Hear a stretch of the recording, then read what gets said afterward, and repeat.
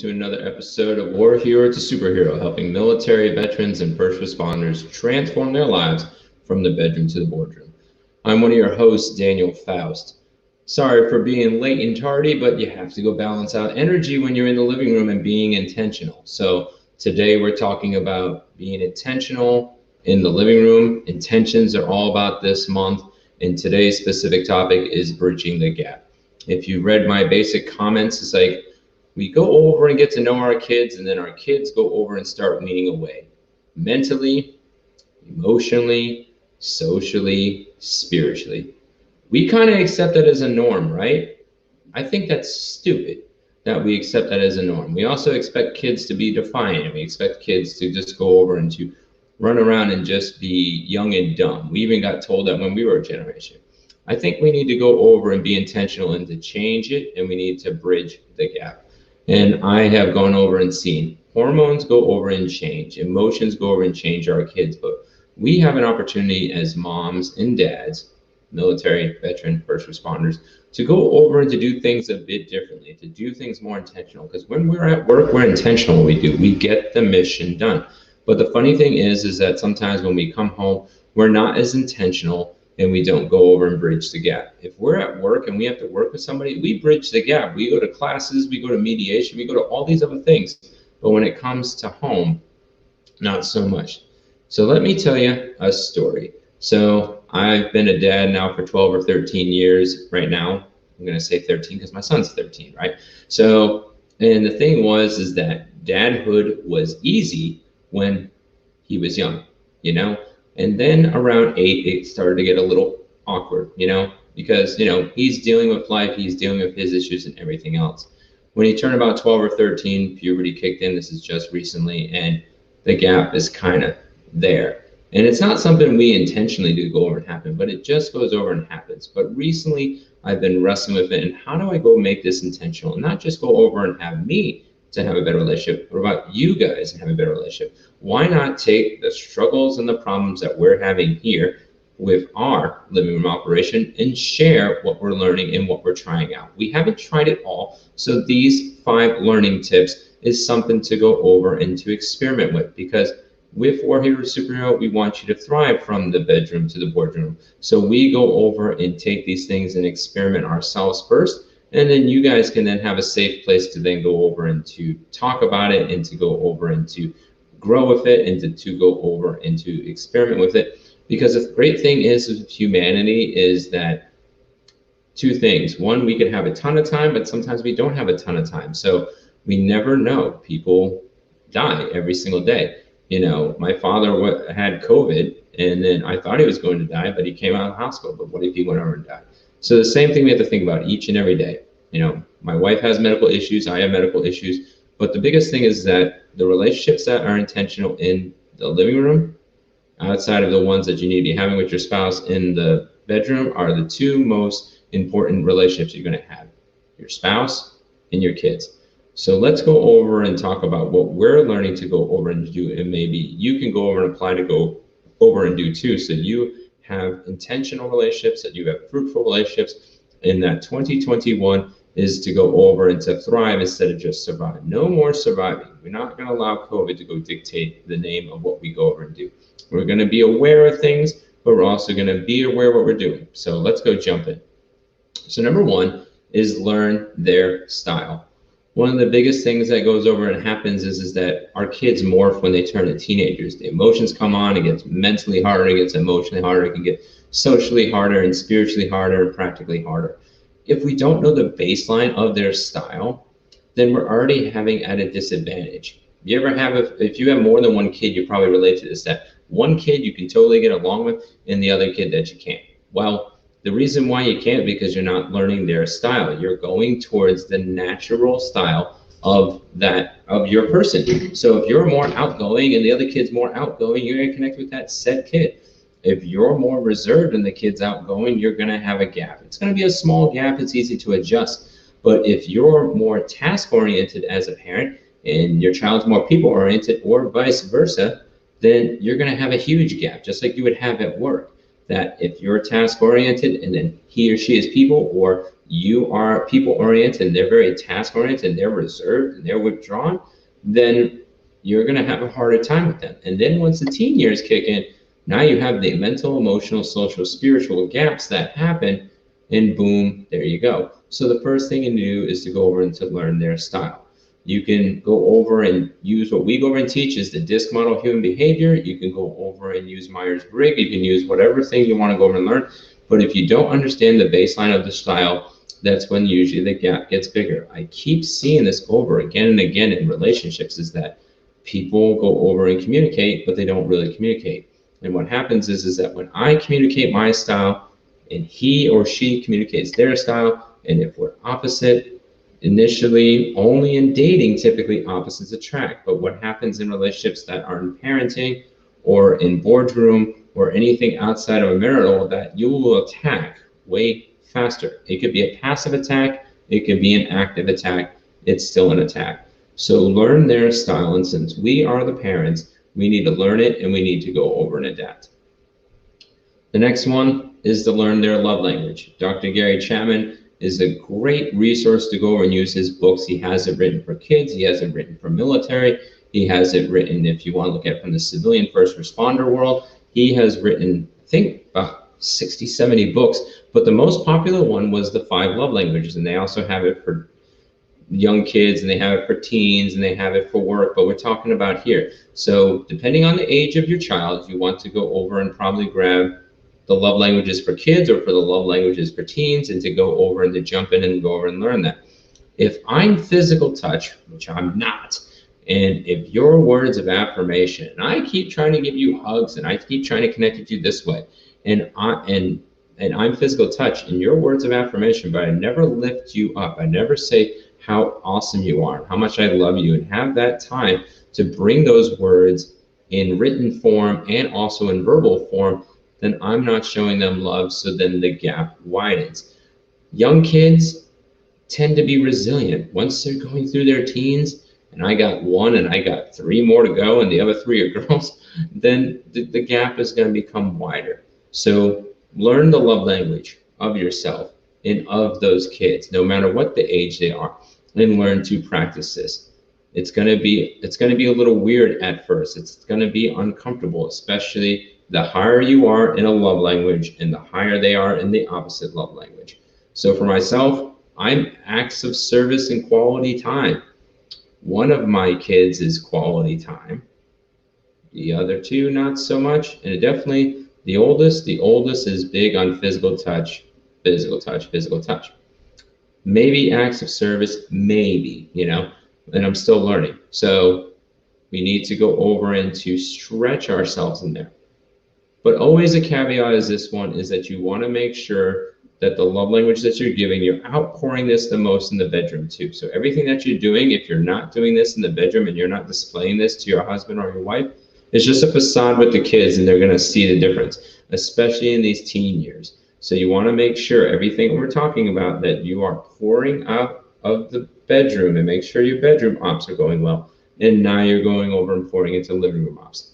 It's no point of having the best relationship with your kids if your marriage goes over and destroys it. Now you're the weekend warrior. Now, I know there's situations that happens, and I'm hopeful that reconciliation happens, but I know the reality that some of you watch are maybe divorced. So if you have that situation, then it is, at least try to love that ex-spouse as best as you can in that particular regard, and love her or love him in a respectful way, and still go and learn those love languages with your kids.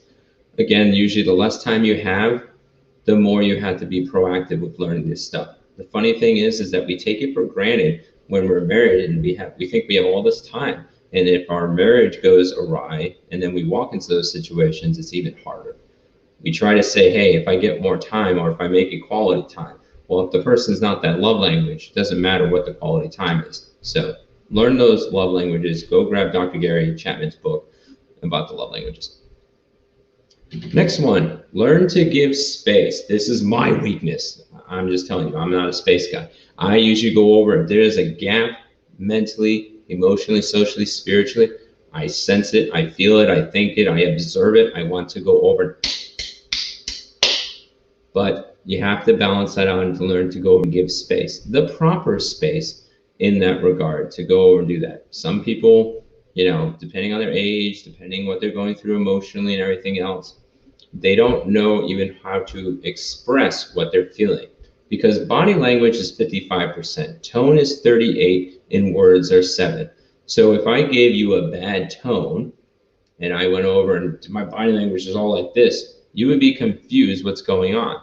So what happens is, especially that I'm observing as children go into teen years, because I didn't have that emotional ride. I didn't hit puberty until 16, 17. It was like a 1 or 2 year spin, and that's it. So, and for me, I was so busy, I didn't see the effects of my emotions.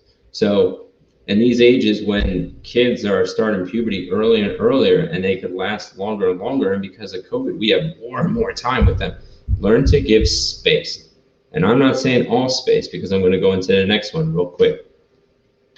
Also, learn to invest into their space. What does that mean? We tend to, as adults and as anything else, we go over and connect in our ways. Like, hey, if I work on cars, I'm going to try to pull my kid into working in cars, and I hope that shoulder to shoulder goes over and works. There's a time and a place to teach lessons, values, those types of things. But if you're trying to deeply connect and to bridge the gap, as we're talking about, you want to learn to invest into their space. It's going to be typically things that you are not familiar with, it's foreign, you don't like it, you might even hate it or despise it. For me, it's like, I don't like Roblox, that's mainly the girls. I really hate Minecraft, I mean with venomous passion. But my oldest one loves that, so I try to invest in that space as much as possible. Let them go over and that, if that's their happy place and that's what they want to talk about, then you give them that time. Now, there's a balance in between to go over and do that. You want to balance, especially if you have more kids. If you have one kid, you go over and you're going to give more time compared to giving 4 kids. You want to balance it out. There's going to be seasons you will have to give one kid more time than the other kids, because the other kids are maybe more resilient, easier to naturally connect, maybe they're younger. Now, you got to triage that, invest into their space, but you need to do it with all of them. But some ones are going to be easier than others. Like for me, if any kid likes to play Final Fantasy compared to Minecraft, even though they're both video games, it's just, for me, it's a whole divide. So learn to invest in their space. That means you take the time to get your bachelor's degree in your kid and what they like and what they desire and everything else. And then if there's any ways to go over and to empower those things, like this Saturday, 2 hours riding bike with my son William. Sunday is with Trinity after bedtime, watching Smallville or a video game or something. In one space is going to be easier than the other. The Sunday space, I'm just going to say it straight up, the Sunday space with Trinity is a lot easier than the Saturday space with William. I love them all. Don't ever doubt that. I love my kids all well, but we have likes. We just don't like certain things. So it's like, it wouldn't matter which kid it was going to be. If they all liked Minecraft, I would still hate Minecraft. But the thing is that I love them, and that's the parenting side, is that love them so much I'm willing to sacrifice to invest into their space. And also learn to never give up. This one can be hard sometimes, is that if we have a relationship that we just see that's just kind of difficult and whatnot, we might naturally give up. We might give up actively if they push the lines too far. We might give up passively to not to go over and engage. I want to encourage you, especially if you're more the opposite style of me and you don't have that perseverance going built up or not, never give up on them. You might need to go and give them space, and you're giving them space to go play that chess game for that next move, how to invest in their space, or learn their love language or their style, or learning how to go speak with them and to learn their culture, because their culture is drastically different than ours. We think because us millennials and the alpha generation are both born in the digital age, it's a digital difference look. Like if you look for the kids that are now my son's age and younger, a period is offensive to them.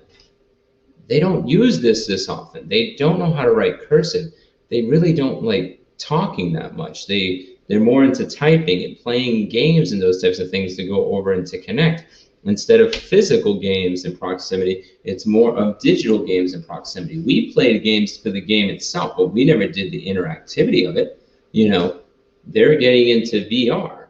I am in VR, but the thing is that their version of VR is totally different than my version of VR. So we need to learn to never give up. We have to have that perseverance driven into us to go over and do that. If you need the encouragement, I'd love to go over and encourage you. We always give 20 minutes free to every single veteran, military, first responder for their first time calling. Your superhero challenge for today, since my banners got wiped out, I don't know what happened. I typed it, hit enter, but I guess I didn't. Your superhero challenge for today is to go over and to learn one of these skills, to dive in and start getting your bachelor's degree in your kids. It's never too late. It doesn't matter if they're 8, 18, 28, 38, 48, 58, 88. If you and that child is still alive, you can go learn about them and to go over and invest in them, from their style, their love language, how much space to go over and give the investment, and to never give up. So those are the 5 things that we wanted to help you go over and bridge the gap. We're working on this actively. We're not subject matter experts in these things. We're walking this with you together. So if you have any questions, we'll answer the best way we can, but also the community can go over and answer. You can connect with us on Facebook. You can connect with us at Learn and Live. You can connect with us on YouTube, Twitch. You can connect with us on Pedopolo, wherever way is best. But we are a community to go over and to grow, to help you transform from war hero to superhero. So we want to thank you for going over and joining. And if you're struggling in this area, don't go over and wait. We want to go serve you. We might not have all the answers, but we want to walk this path with you together. So some places, hey, I might be a subject matter expert. Other places, I'm walking the same route with you. If you have older kids, I would love for you to put in the dialogue what you go over and do. We'd love for you to go over and share. Let's take the collective wisdom together to all transform from war hero to superhero. So again, this is Daniel Faust from War Hero to Superhero. Hope you guys have a great day. Thank you for going over and joining, and we'd love to go over and thank our sponsors that go over and sponsor this podcast. Millions of men and women have served this great country. However, over 40,000 veterans sleep on the streets every night. 20 veterans commit suicide on any given day. Veterans have been left without medical services while they suffer from mental illness and addiction. They are dying alone. Join Armory Dog and the Veterans Project to help serve this forgotten community of heroes. Veterans is a place for our men and women who have served our great country, giving them a place to stay and rehabilitate in a safe and positive environment. Please help support the Veterans Project so that these men and women can get back on their feet and find their purpose for living. The Veterans Project will house 10,000 veterans, getting them off the streets, back into society, and utilizing their skills as they once used to serve our great country. Veterans Not Forgotten. Join us now.